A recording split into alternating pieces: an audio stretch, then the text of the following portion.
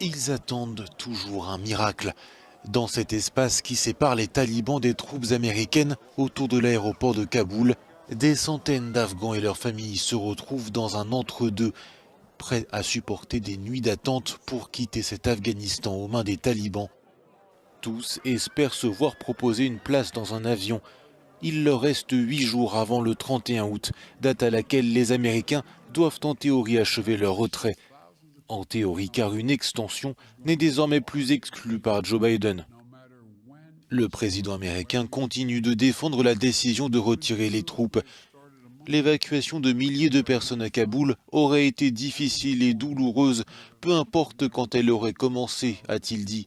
Cela aurait été tout aussi difficile si nous avions commencé un mois plus tôt ou un mois plus tard. Nous avons évacué en tout près de 33 000 personnes depuis le 14 août. Des discussions sont en cours avec l'armée au sujet d'une extension. Nous espérons que nous n'aurons pas à prolonger notre présence, mais il y aura des discussions sur l'état d'avancement du processus d'évacuation. Dimanche, la situation à l'aéroport de Kaboul restait chaotique.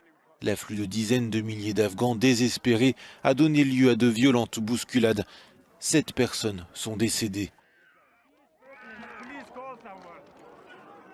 Londres a annoncé que les dirigeants du G7 se réuniraient virtuellement mardi pour discuter de la situation en Afghanistan.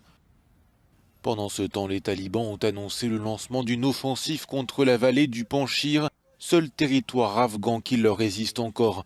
C'est là qu'est retranché le Front national de résistance mené par Ahmad Massoud, fils du commandant Massoud. Il s'est dit prêt à défendre l'Afghanistan et a mis en garde contre un bain de sang.